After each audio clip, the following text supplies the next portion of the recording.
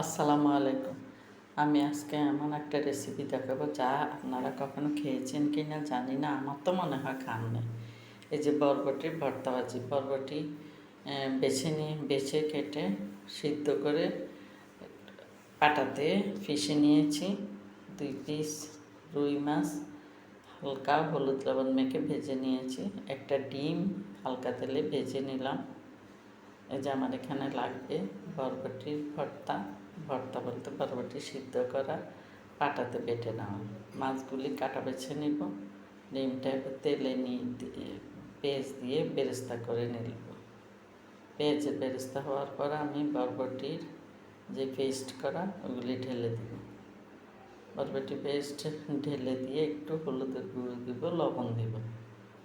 তারপরে আমি এখানে পাঁচমেশালি একটু মশলা দিয়ে দিব, আর অন্য কোনো মশলা দিব না। মাছের কাঁটা বেছে নিয়েছি, ওই মাছগুলি দিয়ে দিলাম।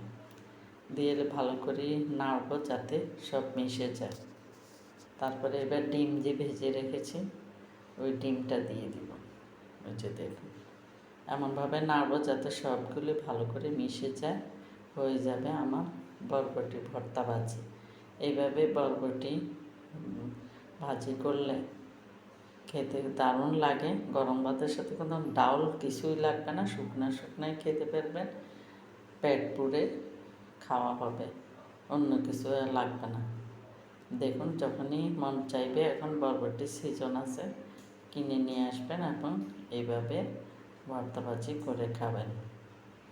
অনেক মজা হবে। একবার খাইলে বারবার খেতে মন চাইবে। এবং করতেও এই ভর্তা ভাজিটা করতে খুব একটা সময়ও লাগে না।